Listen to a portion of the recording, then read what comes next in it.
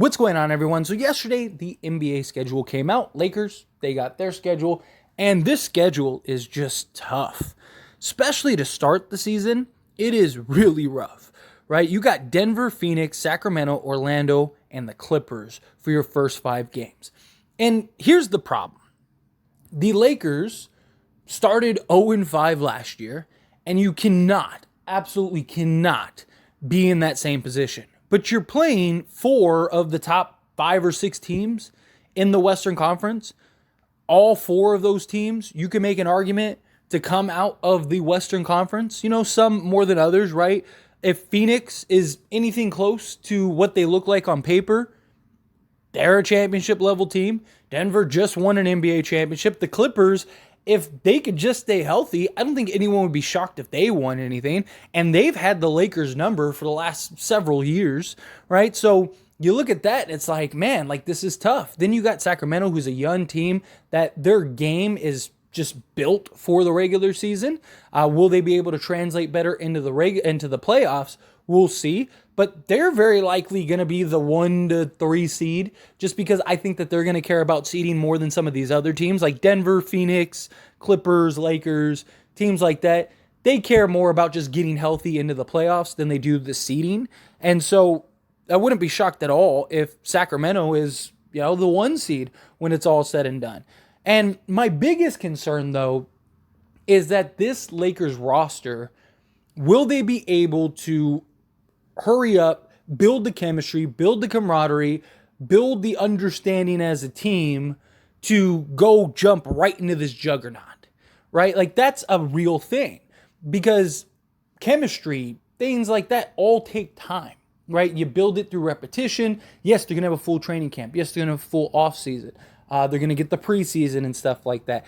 I absolutely believe that this team is stacked and has all the talent in the world to go and make a real push and win an NBA championship this year.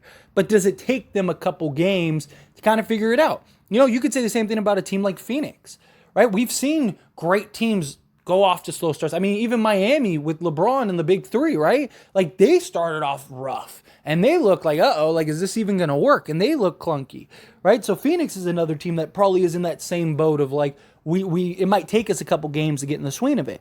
The good thing is that the Lakers, the core of the Lakers, already have that experience to an extent, right? They had that just grueling playoff run, and then they had, like I think they played 8 full games together, something like that, 7, 8 full games together during the regular season after the trade deadline. Because you got to remember, LeBron was injured, D'Lo missed a couple games. Like you had several guys miss games. But you have like Austin Reeves, who killing it in Team USA. He should be ready to go. He should translate well. He's got the reps and he's got his game legs under him, right? And you'll see some of these other guys. Plus, we won't be healthier than we probably will be in those first 5 games. And there's real incentive for some of these games, right? Like Denver, huge incentive. Denver's been talking all that noise. They just swept us in the playoffs, right? Very likely is rain night. We're going to want to just run through them. Phoenix, there's all the talk, all the hype, all the everything. It'd be nice to kind of just run through them. Although Phoenix is the one. Phoenix, Orlando, and Sacramento are the ones that I think are the least like concerning games, whether they win or lose those games. And the reason for Phoenix is just Phoenix has so many unknowns and so many question marks. I don't, even if the Lakers win, don't get me wrong, I'm going to be like with every other Laker fan, just talking smack, like Phoenix who, believe me, I'll be talking the noise. But if I remove my Laker bias for a moment, Phoenix has a lot of question marks, right? And again, are they going to start off clunky? Are they going to start off slow? How do they look? Does it take them time to really mesh and go on a run here before things work? Because we play them for the second game of the season, right? So unless we just completely dominate them and beat them by like 50, then I'm not going to really look at it too heavily, right? Same thing, like if Phoenix, as long as Phoenix doesn't like beat us by 50, then again, even whether we win or lose that game, I don't think it's going to be a great marker. Obviously, I want to win that game. I want to win the Sacramento game. I actually think we might lose the Sacramento, though. It's because, again, their team is built for the regular season. I think that they're going to really try to push. They're going to want to make some noise this year and all that. Orlando is a sleeper. Be careful. Watch them, right? Like Orlando has had stretches the last 2 years where they were literally the best statistical team in the league. They were a top defense. They were like top 5 in offense. They just haven't been able to put it together for a whole season. So if they can do that, they could be scary. But we're at home. Sacramento, we're in Sacramento. That's going to be tough. I can see that. If we can come out of this like 4-1, that would be a grand slam for me, right? 3-2, I'm okay with. I don't think that's a huge deal. But I think you got to beat the Clippers because, again, they've had our number. You got to beat Denver. Those are the 2 games that I think need to be circled, need to be highlighted, need to have arrows pointing at those games. Those games are important, right? After you get out of that grueling stretch, you got Orlando again. You got Miami. We'll see if they get Damian Lillard. That could be a tough game. If not, I think the Lakers run through that. Houston, I think we beat that. And then we play Phoenix at Phoenix. And you look at this. You have these tough stretches, and then you have some of the easier stretches, right? But for the most part, it's pretty balanced for them, right? So you have the tough 5 games, and then you kind of have like back and forth games along the way. And then you get into like the later half of the season, and you got the tournament. Good thing is after the tournament, you have a easier stretch, in my opinion, right? Like Dallas, we'll see. I'm not really sold on Dallas. I don't think they're going to be much better than they were last year, if at all. And then you got San Antonio back-to-back. Victor, he should be good for them and stuff, but those are 2 very winnable games. The Knicks could be a tough matchup, but I think you win that in LA. Chicago, we should beat Chicago, right? You got some easier, lighter stretches here, but it's not something that is just like locked and loaded. But then you look at like March and April. It's tough, man. Like you got like Milwaukee, Minnesota, Sacramento, Golden State, Atlanta, Philadelphia, Indiana, Milwaukee, Memphis, Indiana, Brooklyn, Toronto, Washington, Cleveland, Minnesota, Golden State, Memphis, New Orleans. That is a tough stretch. And that's not even like the beginning. Because, I mean, you could go to the beginning, right? You got Denver, Oklahoma City, and Sacramento. You have from the second... You have Denver, Oklahoma City, Sacramento, Milwaukee, Sacramento again, Minnesota, Golden State. Just that 7-game stretch is grueling. It's tough. And then you have a, 6-game stretch where you play Milwaukee, Memphis, Indiana, Brooklyn, Toronto, and Washington all on the road. That's a tough stretch. It really is. It really is. And it's one of those things where the Lakers are really going to have to lock in and be ready. They have a tough start to the season, and they have a tough end to the season, right? Their 62 through 82 game stretch is rough, man. That's a 20-game stretch that, the Lakers, you can't go 500 in that stretch, right? You got to win more than those. And there's not really a lot of like super gimme games. Right, like Washington, Toronto, those are 2 teams that I think the Lakers should be able to beat rather easily. But Indiana, how does Indiana look? Indiana, they have a pretty decent squad, right? Lakers should beat them, but like in a lot of these teams, you're playing back-to-back, or not back-to-back, but you're playing like multiple times in like a 20-game stretch. Like some of these games, you're playing like within like a 5-game stretch, right? Like Sacramento, you play twice in like a 5-game stretch. Philadelphia, right? Like you got these games, Indiana, you got these games where you're playing the same team in a 5-game stretch. Like it's tough to beat a team twice in a row in a regular season, right? And even in the playoffs. But my hope is by, March, April, the Lakers have really hit their stride. It's kind of the back half of the season. Your post-trade deadline, whatever's happened, all the noise is gone and kind of dissipated. Now they can just focus on basketball and make that push, get their playoff lineup ready to go. And I think that, they really go rough. Not just that, but the Lakers also have the most back-to-backs this season They have 15. The league average is 14. So Lakers have more back-to-backs, and they've only had 12 the last 2 years. So this kind of feels like a schedule that kind of like makes up, I guess, as back-to-back wise. It's like, okay, well, you had 12 the last 2 years, so we're going to give you extra ones this year.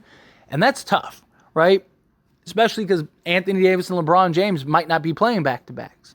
So those are the games you're going to have to kind of pick and choose. And, I do think that depending on who you're playing, that these are games that the Lakers could win. But, they have a back-to-back against, Minnesota and New Orleans. That, can you really sit LeBron and AD in either of those games? Probably not, right? That's tough. You got another back-to-back against Milwaukee and Memphis. Can you really sit LeBron and AD during that stretch? You get my point. It's just there's some really tough games. They have a back-to-back against Toronto and Washington. You could probably sit them in both of those games if you wanted to. Do they look at it as those are the gimme games? So maybe they do play those back-to-backs, right? Because it's we should be able to beat Toronto and Washington. I just think it depends on how they approach it, how they look at it. But again, look, this roster has more than enough depth, more than enough talent. They should be very good. I think they are a top 3 to 5 team in the league, at least, right? I don't think that there's very many teams better than them. They were ranked, I believe, 7th, but they were 3rd in the entire in the Western Conference. So they should be able to win some games. I think they win around, my guess is probably 50, 52 games, which isn't that far-fetched considering last season, right? If